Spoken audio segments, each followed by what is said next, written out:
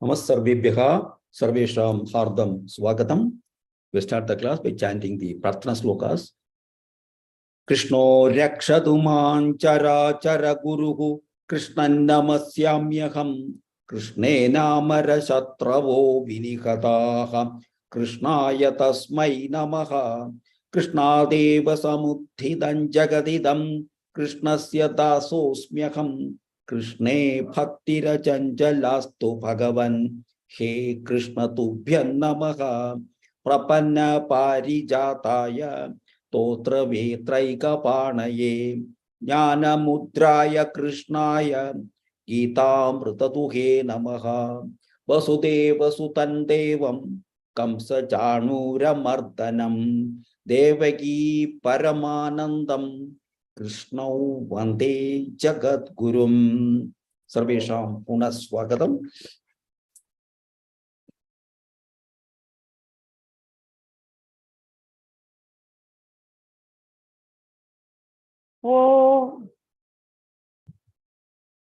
प्रारंभं करोमि वा महोदय? करोतु. ॐ श्री परमात्मने नमः। अथ पंचदशोऽध्यायः पुरुषोत्तमयोगः।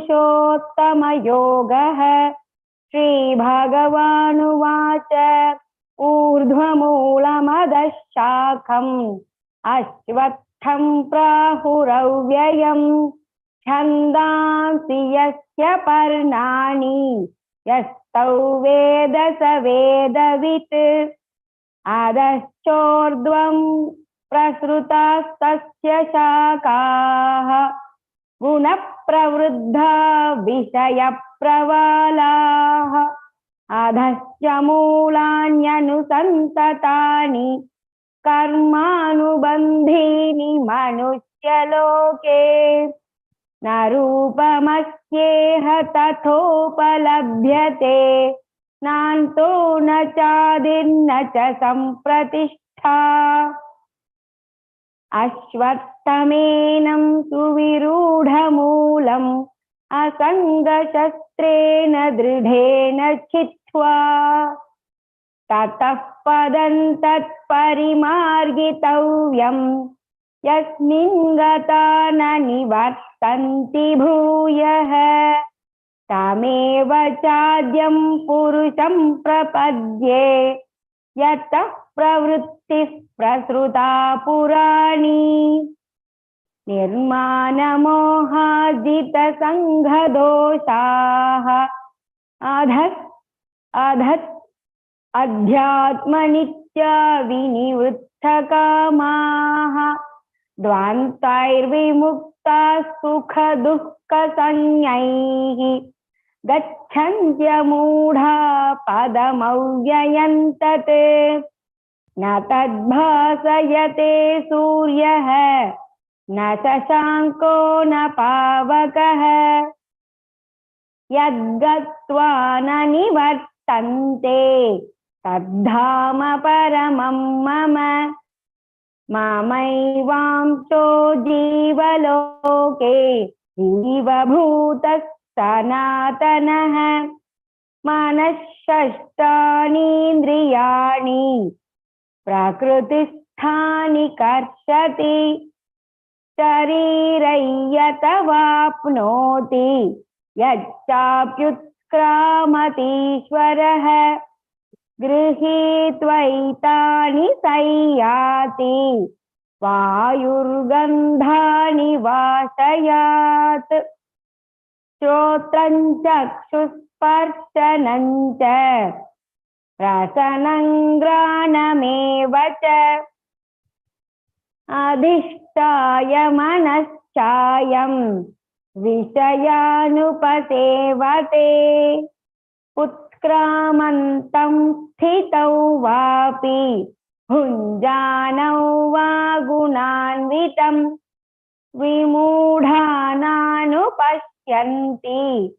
पश्यन्ति ज्ञानचक्षुषः यतन्तो योगनश्चैनं पश्यन्त्यात्मन्यवस्थितं यतन्तोऽप्यकृतात्मानः नैनं पश्यन्त्यचेतसः यदादित्यगतं तेजः जगद्भासयतेऽखिलम् यच्चन्द्रमसि यच्चाग्नौ तत्तेजो विद्धि मामकम् गामाविश्य च भूतानि धारयाम्यहमोजसा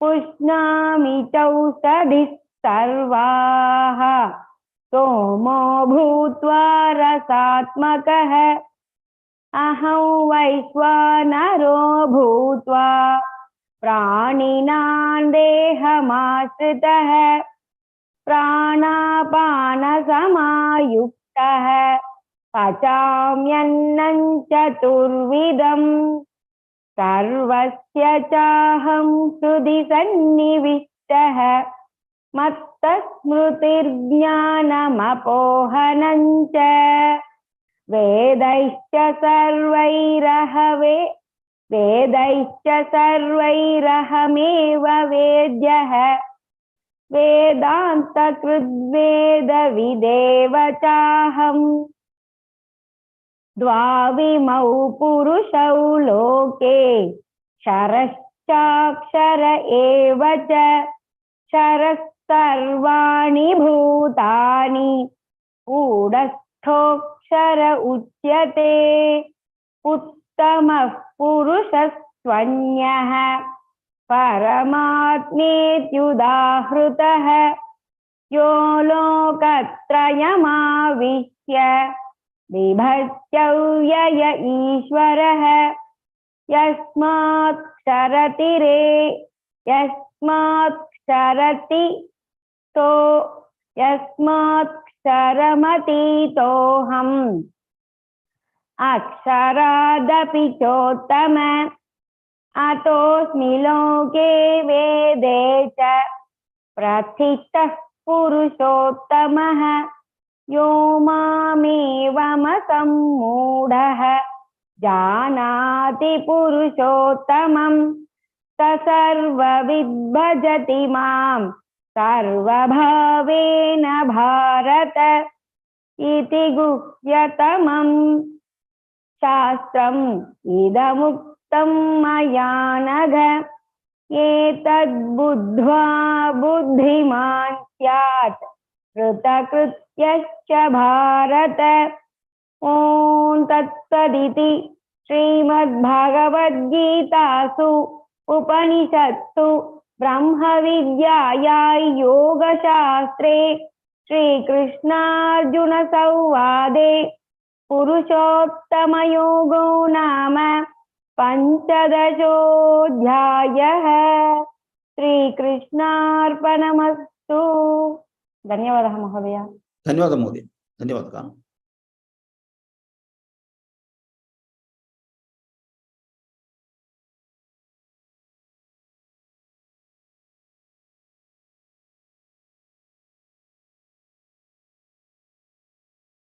So yesterday we have seen Arjuna is asking about what is sannyasam and what is tyagam. So Bhagavan has told that is kamya kaman, that is the kamya karma, that is renunciation of kamya karma is sannyasam, and renunciation of the fruits of the action is tyagam, he has told, and talked about how the sages consider this. Some sages consider that there is always evil in all actions, so we should avoid all actions. That is their belief, and they want to somehow end their life even prematurely, so that they can escape doing actions. If they do actions, there will be evils will be there, some defects will be there, so they are afraid of doing actions. But there are other kinds of sages who say that whether there is defect or not, evils or not, please do all the actions. Whatever happens, it will happen. Let us do the actions. That is another kind of type of people. Their belief is that. So what is Bhagavan's feeling in this? So this is what is the We'll see that here.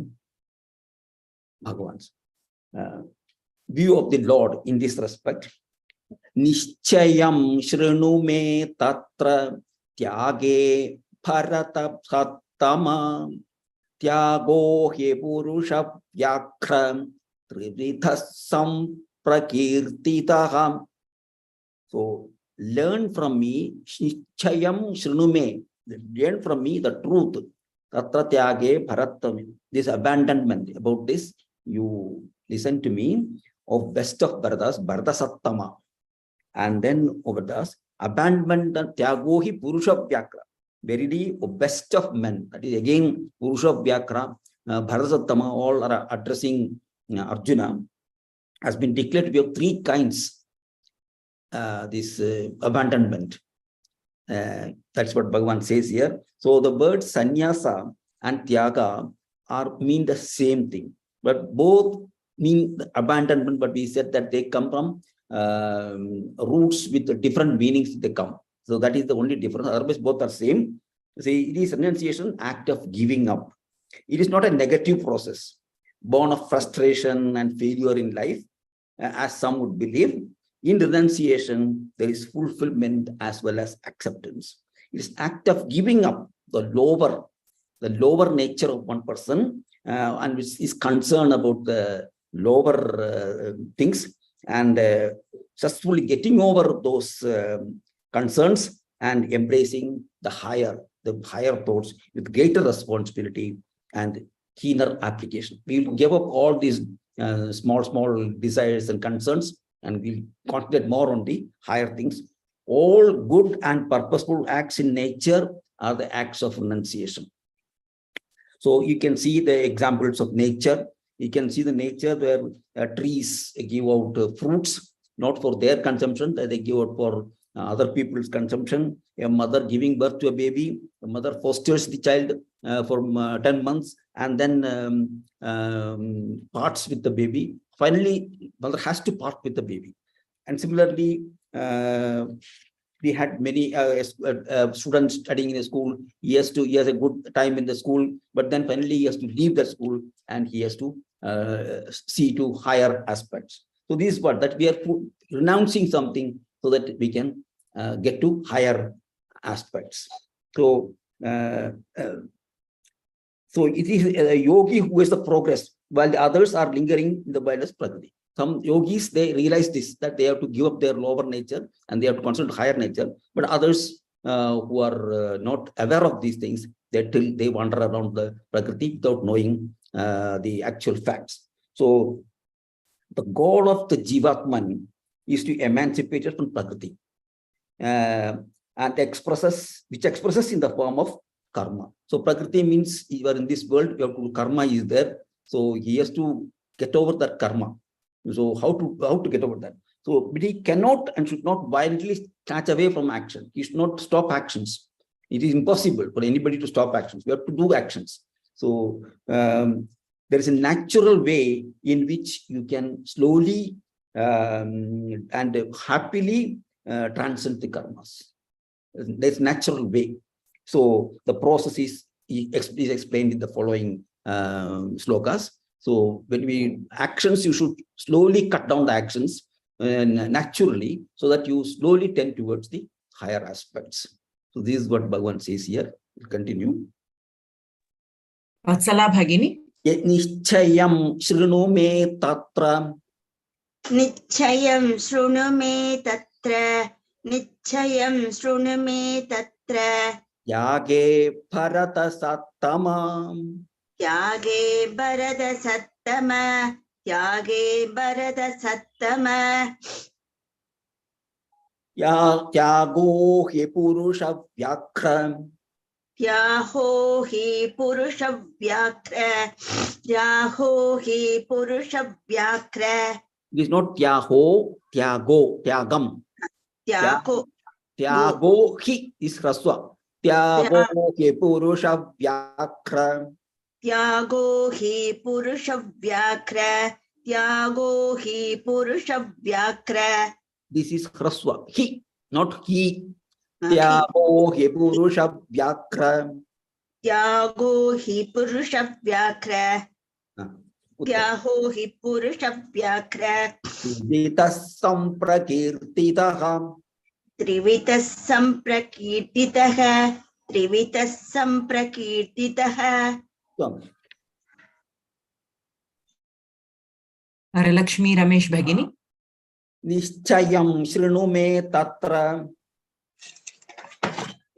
निश्चयं शृणु मे तत्र निश्चयं शृणु मे तत्र शृणु मे श्रु not श्रु श्रु निश्चयं शृणु मे तत्र निश्चयं शृणु मे तत्र निश्चयं शृणु मे तत्र त्यागे भरत सत्तम त्यागे भरत सत्तम त्यागे भरत सत्तम त्यागो हि पुरुष व्याघ्र त्यागो हि पुरुष व्याघ्र त्यागो हि पुरुष व्याघ्र त्रिविधः सम्प्रकीर्तितः त्रिविधः सम्प्रकीर्तितः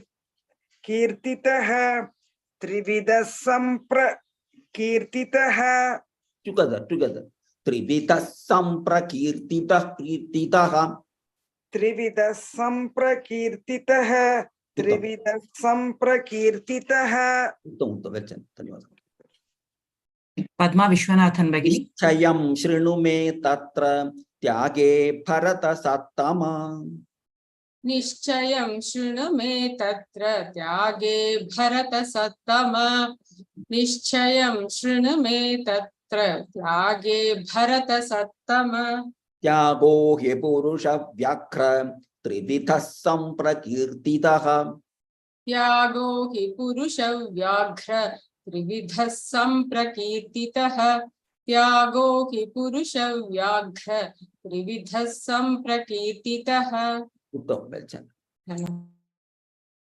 नागमणि भगिनी निश्चयं शृणु मे तत्र त्यागे भरत सत्तम निश्चयं शृणु मे तत्र त्यागे भरत सत्तम निश्चयं शृणु मे तत्र त्यागे भरत सत्तम त्यागो हि पुरुष व्याघ्र त्रिविधः सम्प्रकीर्तितः त्यागो हि पुरुष व्याघ्र त्रिविधः सम्प्रकीर्तितः त्यागो हि पुरुष व्याघ्र त्रिविधः सम्प्रकीर्तितः धन्यवाद कांचना श्रीराम भगिनी निश्चयं शृणु मे तत्र त्यागे भरत सत्तम त्यागो हि पुरुष व्याघ्र त्रिविधः सम्प्रकीर्तितः निश्चयं शृणु मे तत्र त्यागे भरत सत्तम त्यागो हि पुरुष व्याघ्र त्रिविधः सम्प्रकीर्तितः निश्चयं शृणु मे तत्र त्यागे भरत सत्तम त्यागो हि पुरुष व्याघ्र त्रिविधः सम्प्रकीर्तितः हेमा भगिनी निश्चयं शृणु मे तत्र त्यागे भरत सत्तम त्यागो हि पुरुष व्याघ्र त्रिविधः सम्प्रकीर्तितः उत्तम नेक्स्ट श्लोक यज्ञदान तपः कर्म न त्याज्यं कार्यमेव तत् यज्ञो दानं तपश्चैव पावनानि मनीषिणाम्. So yajnadana tapah karma. Here there is Visarga is there. Tapah karma. Jikva murya. Tyajyam karyam evacha. This swara will come. Yajnadanan tapaschaiva. So here acts of yajna, gift and austerity. Yajna, dana and tapa. Sacrifice this that is the not sacrifice. This is yajna. And this is dana, is tapas. So these acts should not be given up. Natajyam karyam. Bhagavan is telling this. Natajyam karyam. These should not be given up. It should be performed. You should perform this. Yajnam danam and tapas performed. Yajna, gift and austerity are purifying to the wise. So if you do this yajnam, dhanam, and tapas, is purifying. They're acts of purification. So we should perform those acts. So the varieties of kamya karma, we said kamya karma, that is the kamya karma is this thing, wealth, health to wealth, concentrating on health to wealth, name, fame, etc. So there are many varieties of kami karmas. So one performs those things. They do those actions mainly for self-education and self-preparation. In the younger days, they will go after these things.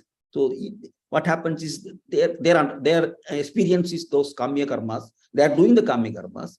So there's a young age, they will do it, but you will teach them lessons. So, but they will also be doing yajna, dana, and tapa also. Maybe later they will do yajna, dana, tapa, so that they will passing phase.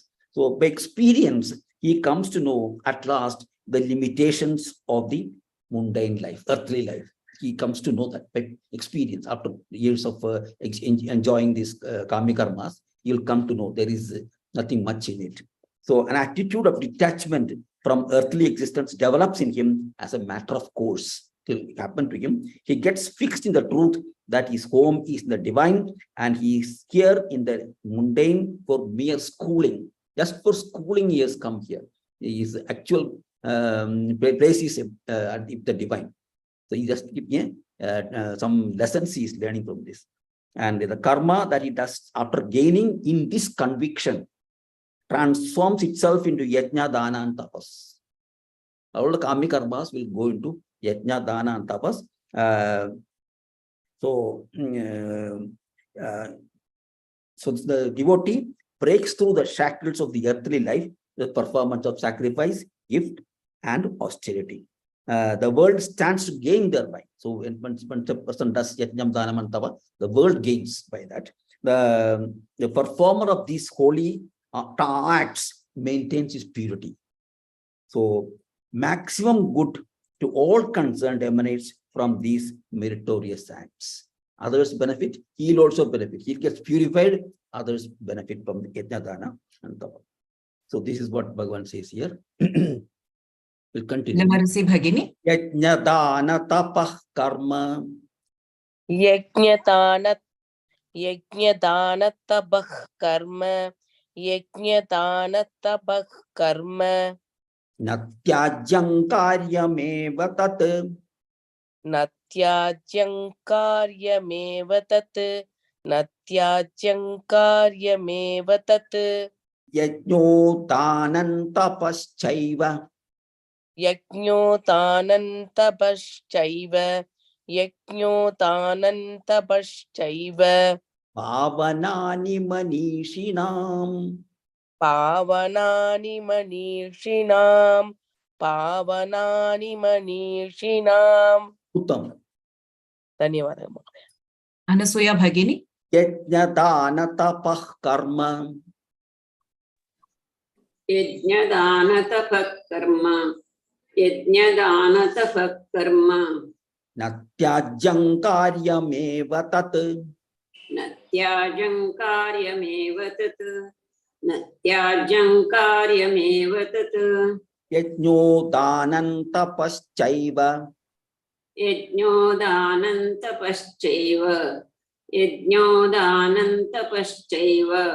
Pavanani manishinam. Pavanani manishinam. Pavanani manishinam. Uttamam. Well said. Dhanyawad. Vinoda Bhagini. Yajna, dana, tapa, karma. Natyajam karyameva tat. Yajna, dana, tapa, karma. Natyajam karyameva tat. Yajna, dana, tapa, karma. Natyajam karyameva tat. Natyajam. There is a ditvam. Natyajam karyameva tat. Natyajam karyameva tat. Natyajam karyameva tat. Yajno danantapaschaiva pavanani manishinam. Yajñodanam tapascaiva pavanani manishinam. Yajñodanam tapascaiva pavanani manishinam. Uttam. Padma Jagan Bhagini. Yajna dana tapah karma natyajyam karyameva tat. Yajñadana tapah karma natyajyam karyameva tat. Yajñadana tapah karma natyajyam karyameva tat. Yajno danantapaschaiva pavanani manishinam. Yajñodanam tapascaiva pavanani manishinam. Yajñodanam tapascaiva pavanani manishinam. Uttam. Devi Chitra Bhagini. Yajna dana tapah karma natyajyam karyameva tat. Yajno danantapaschaiva pavanani manishinam. Yajnadana tapah karma natyajam karyameva tat. Yajnodanam tapaschaiva pavanani manishinam. Uttam. Well chanted. Lakshmi HS Bhagini. Yajnadana tapah karma natyajyam karyameva tat. Yajnodanam tapascaiva pavanani manishinam. Uttam. Well chanted. So, how do these wise men maintain their purity by performing these noble acts? Is yajnam danam and tapas. How do they maintain their purity? Bhagavan is clarifying here. Niyatasya tu sanyasaka karmano no papadyate mohatasya parityagaha. Sorry, I'm jumped one. Yetanyapitu karmani sangantyaktua phalani cha kartavyani ti me partha nishchitam matamuttamam. So, but even these acts, yajnam danam and tapa that we are doing, etanyapitu karmani should be performed by sangantyaktua phalani cha. Giving up attachment and the fruits. Giving up attachment, these acts should be done. Giving up attachment and also the fruits. O Partha, this is my certain and best belief. It has been done. Kartabhyaniti, kartabhyaniti, me Partha, nishchidam matamuttam. That is my belief is this. This is my certain and best belief is this. That these yajna and tapa should be done without attachment and without expecting results. So here, so yajnam, danam and tapa, they are boons to the giver as well as the one who receives. When he gives the yajnam, danam, tapa, they are boons to the giver as well as to the receiver. The mind which grabs shrinks, and the other mind that gives grows in plenitude, that is in abundance. So life at the base level strives by grabbing, and life at the divine level fulfills itself by giving. So we can think of the mother mother herself. So mother is such a giver without expecting any results or anything. So man's height of glory is in the contribution that he makes and not in the wealth that he amasses. So the wise men maintain their purity by the constant contribution in the form of yajna, dana, and tapas. These benign activities are as natural with them as subsisting with lesser beings. They are naturally, they give yajna, dana, they do. That is their nature. So these sacred acts emanating from the holy ones have a purifying effect on givers and those who receive alike. They will also be having the purifying effect. And these are the means to maintain the sanctity of the world. So those who are having their give yajnam tapa, by which others gain. So both will benefit from this. This is the order to be maintained in this world. So this is the law that governs life at the spiritual level. Therefore, the Lord says that this is certain and best belief. This is certain and best belief is this. This is what Bhagavan says, that we should give. Yajnam Dhanam Tapa, we should voluntarily give without expecting results and without any attachment. You continue.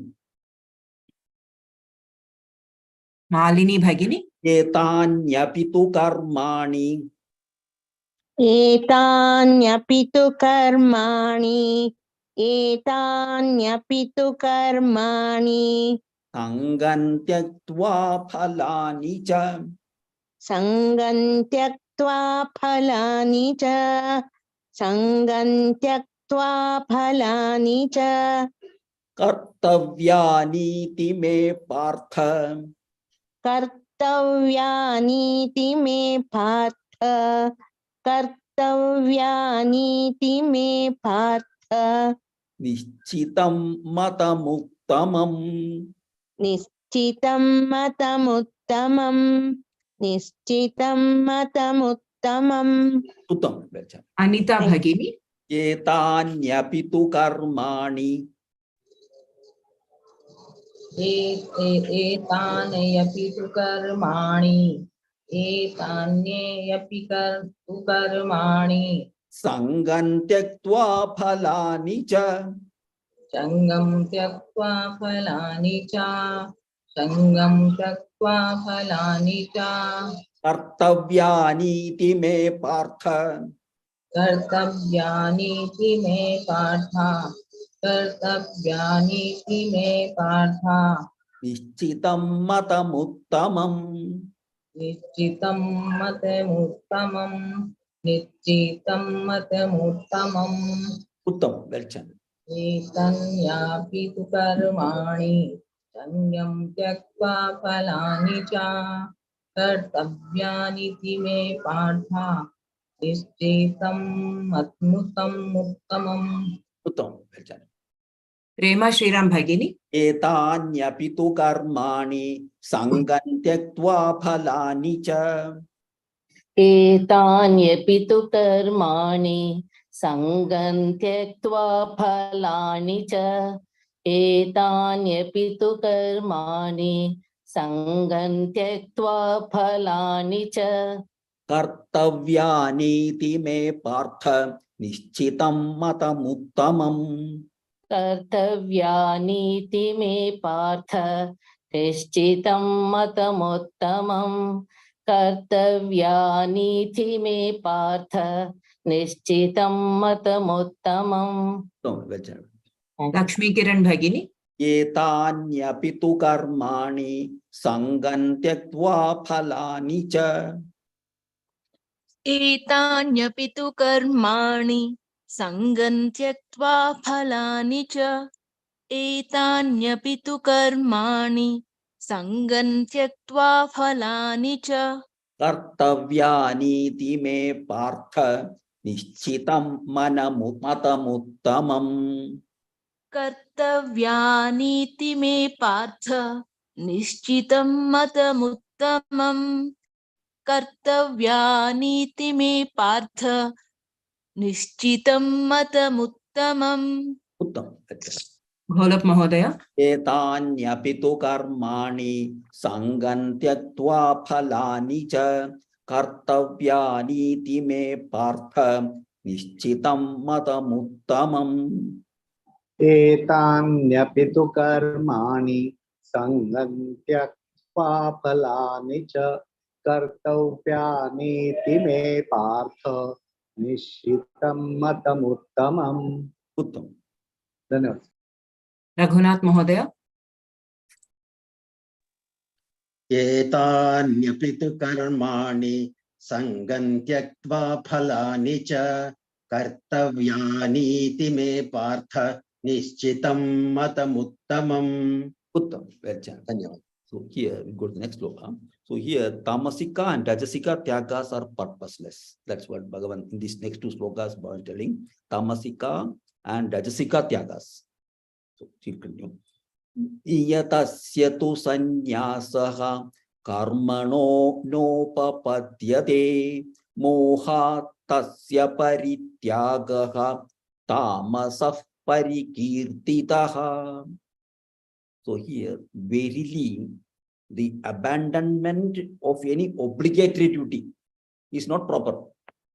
We cannot abandon the obligatory duties. We know those duties. They are the absolute essential: bathing, eating, and earning wealth, acts of nitya karma that should be done. That we cannot abandon it. We have to do that. Such abandonment out of ignorance is declared to be tamasika. If one abandons nitya karma, then he is according maybe due to ignorance, that is declared as tamasika tyaga. So ignorant man. This thing sannyasa from ignorance is as derogatory and destructive as this act.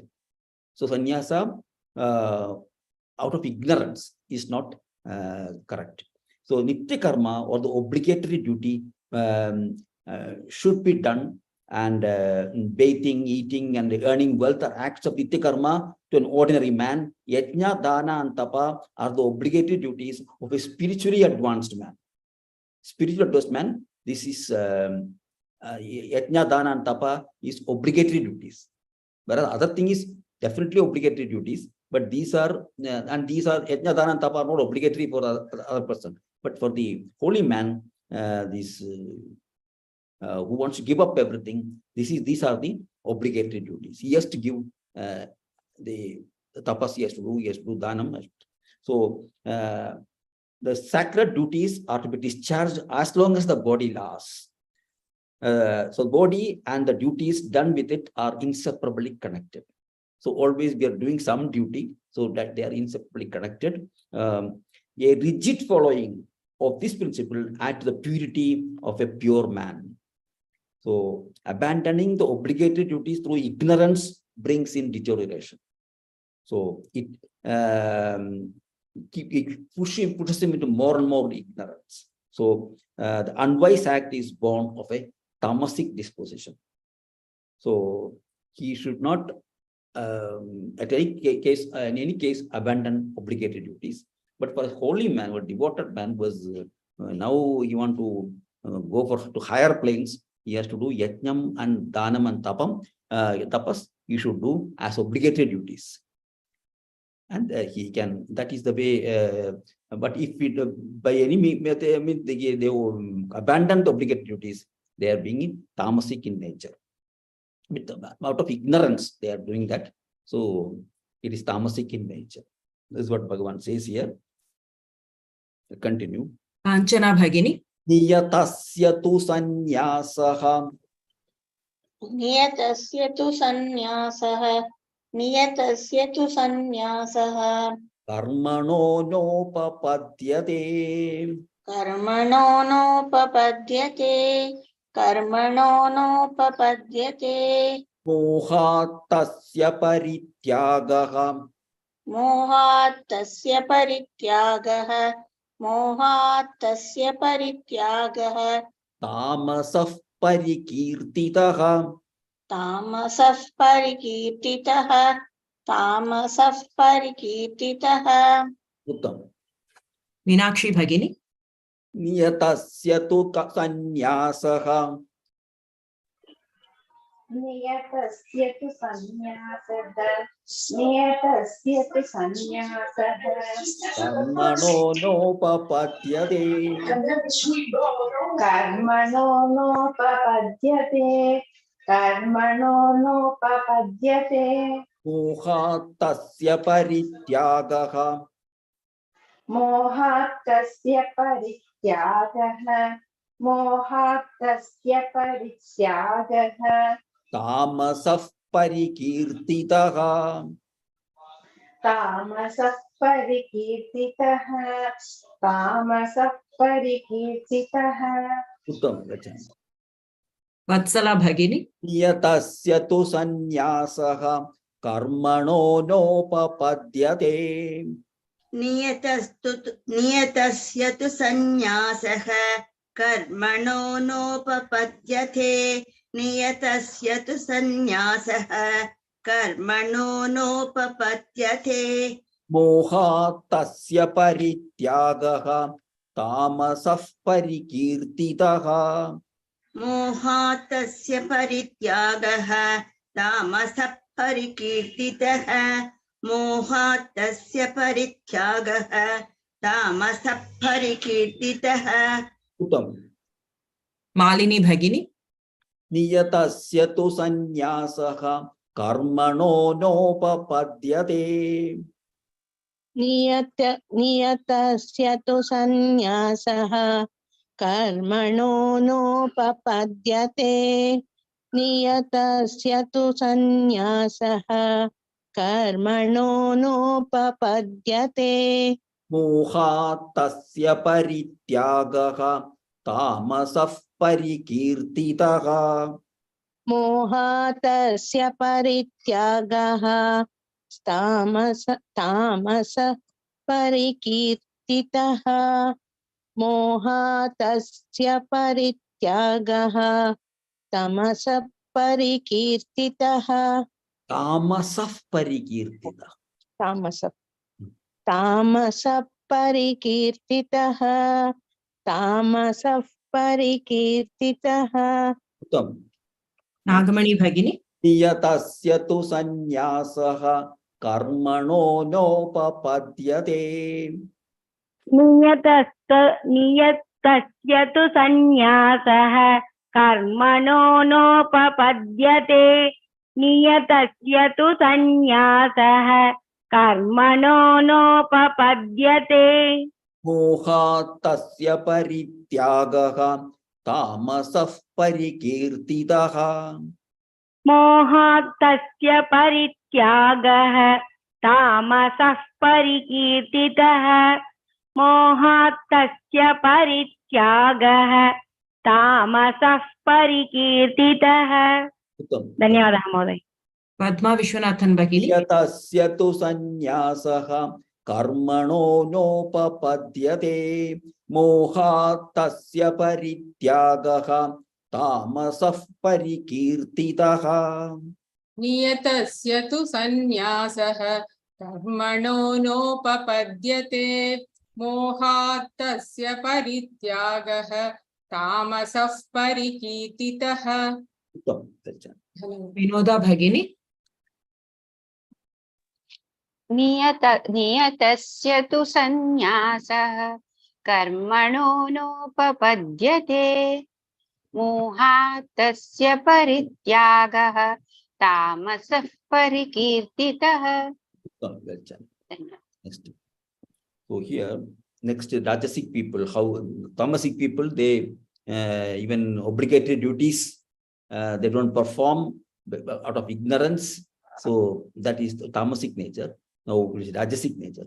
Dukkamityeva yat karma kaya klesha bhayatyajet kama klesha bhayatyajet sakritva rajasantyagam naivatyaga phalalaphet.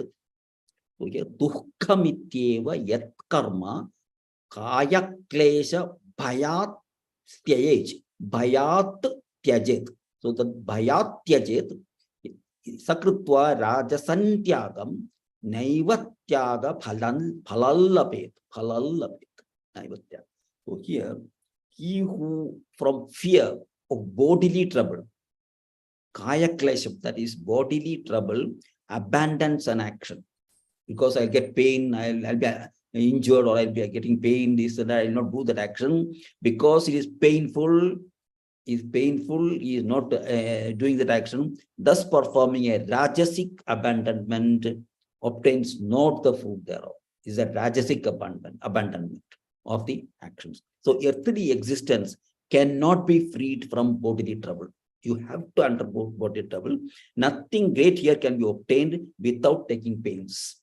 If a pupil abandons his schooling On the ground, it is painful. It does not derive the intellectual benefit obtained by one who subjects oneself to the taxing discipline imposed on one by that school.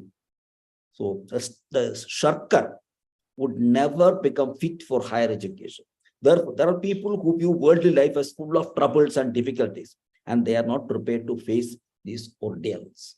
Governed by an escape mentality, they choose to embrace sannyasa and live a life of ease and comfort at the cost of the credulous people. People who are credulous, they believe and they give dhanam, that's all they give, and these people live on the alms.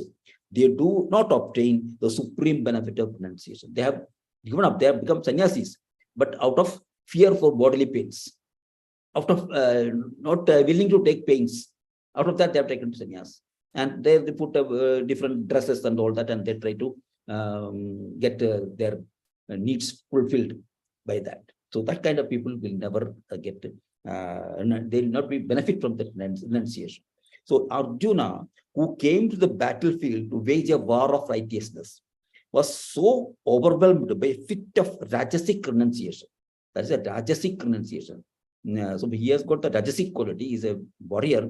So he said Rajasic renunciation. He thought it was not proper to incur the sin and the pain of killing his kith and kin. So his obligatory duty was to defend the cause of dharma and not that of his wicked relatives. His obligatory duty is that to defend the cause of dharma and not to feel pain about the body of the wicked activities of the, not to endure the wicked activities of the enemies. So the thought of abandoning the righteous war which crossed his mind was not born of true discrimination. When Rajas overtakes a man, his understanding undergoes a corresponding distortion. So a person of Arjuna's caliber is an example to this fact. So his duty, obligatory duty to fight for dharma, he wanted to shirk it. He wanted to go for sannyas. So therefore tells, it fell to the lot of the Lord that the Lord had to cure him of this purposeless spirit of renunciation. His renunciation is purposeless. It won't serve any purpose. So the Lord had to remind him and give him advice so that not to go for sannyas and to fight the righteous war. So you continue. Sapna Bhagini. Dukkhamiteva yat karma. Dukkhamiteva yat karma. Dukkhamiteva yat karma. Kaya klesha bhayat tyajet. Kaya klesha bhayat tyajet. Kaya klesha bhayat tyajet. Sakrutva rajasantyagam. Sakrutva rajasantyagam. Sakrutva rajasantyagam. Naivatyaga phalalabhet. Naivatyaga phalalabhet. Naivatyaga phalalabhet. Devi Chitra Bhagini. Dukkhamiteva yat karma. Dukkhamiteva yat karma. Dukkhamiteva yat karma. Kaya klesha bhayat tyajet. Kaya klesha bhayat tyajet. Kaya klesha bhayat tyajet. Sakrutva rajasantyagam. Sagrutva rajasantyagam. Sagrutva rajasantyagam. Naivatyaga phalalabhet. Naivadyaha palalabhet. Naivadyaga palalabhet. Anita Sharma Bhagini. Dukkhamiteva yat karma. Krishna. Dukkham mityeva yati karma.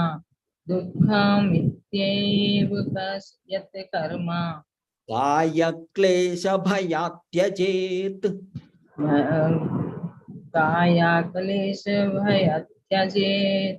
काय कलेश भयात् त्यजेत् सकृत्वा राजसं त्यागम् शाकृत्वा राजसं त्यागम् शाकृत्वा राजसं त्यागम् नैव त्यागफलं लभेत् नैवेद्यागं फलं लभेत् नैवेद्यागं फलं लभेत् उत्तमम् पद्मा जगन भगिनी दुःखमित्येव यत् कर्म कायक्लेशभयात् त्यजेत् दुःखमित्येव यत् कर्म कायक्लेशभयात् त्यजेत् दुःखमित्येव यत् कर्म कायक्लेशभयात् त्यजेत् सकृत्वा राजसं त्यागं नैव त्यागफलं लभेत् सकृत्वा राजसं त्यागं नैव त्यागः फलं लभेत् सकृत्वा राजसं त्यागं नैव त्यागः फलं लभेत् the naiva tyaga. This is the ditvam here. And phalallaphet. The note and swara ill. Naiva tyaga phalallaphet. Phalallaphet. नैव त्यागः फलं लभेत् Yes. Yes, like that. Lakshmi हजन भगिनी Dukkamityeva yat karma kaya klesha bhayat tyajet.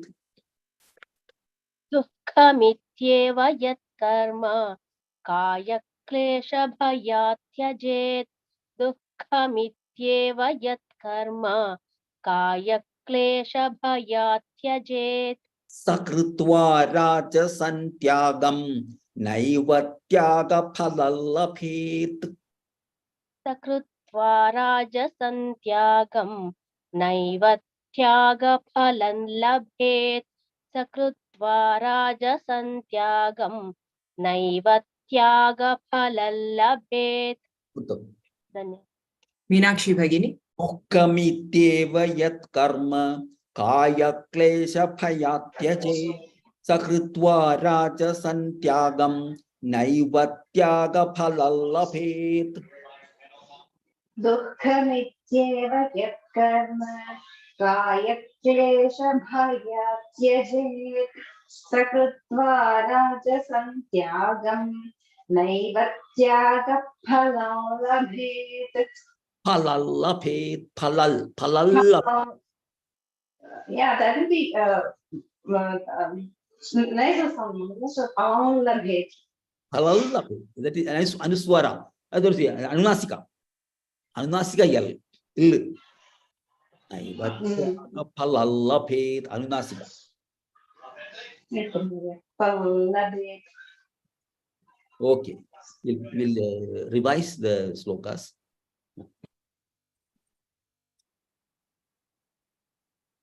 We'll realize. Others can chant. yes okay महोदय okay Lakshmi Kiran भगिनी ॐ श्री परमात्मने नमः अथ अष्टादशोऽध्यायः मोक्षसंन्यासयोगः अर्जुन उवाच सन्न्यासस्य महाबाहो तत्त्वमिच्छामि वेदितुम् त्यागस्य च हृषीकेश पृथक् केशि निषूदन पृथक् केशि निषूदन अनुसूया भगिनी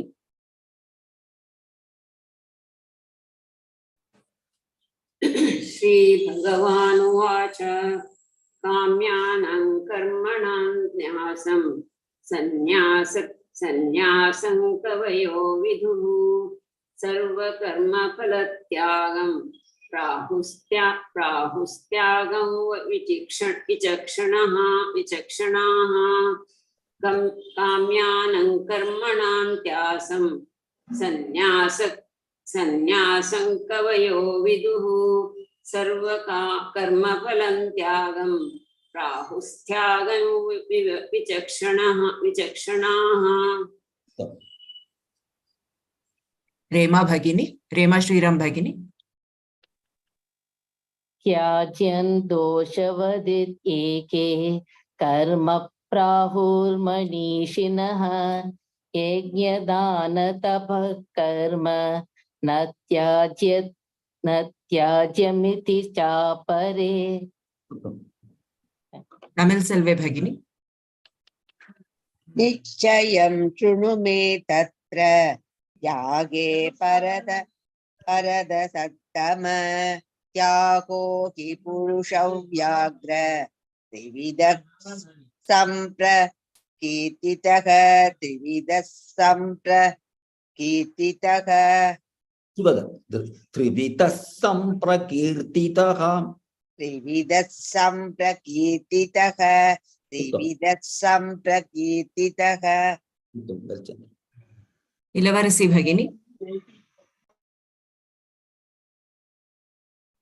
यज्ञदानतपः कर्म नित्याज्यं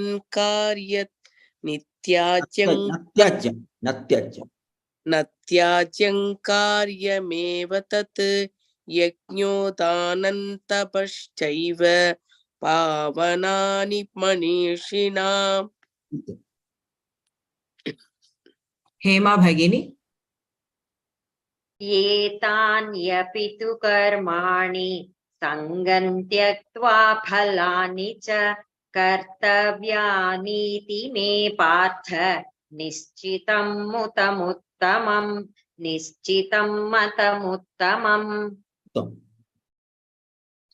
Gholap Mahodaya.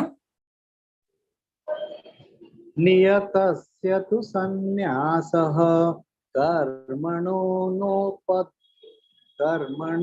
नोपपद्यते मोहात्यस्य परित्यागः तामसः परिकीर्तितः. मोहात्तस्य परित्यागः मोहात् तस्य परित्यागः. ओके सर. मोहात्यस्य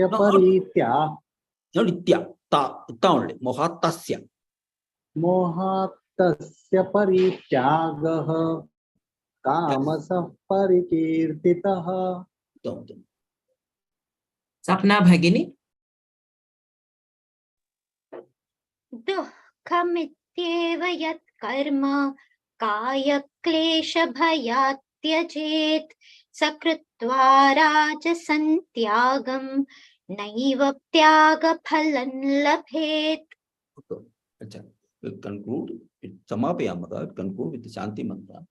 Om Purnamadah Purnamidam Purnat Purnamudachyate Purnasya Purnamadaya Purnamevavashishyate. Om Shanti Shanti Shanti. Dhanyavadaha. Punamilamaha.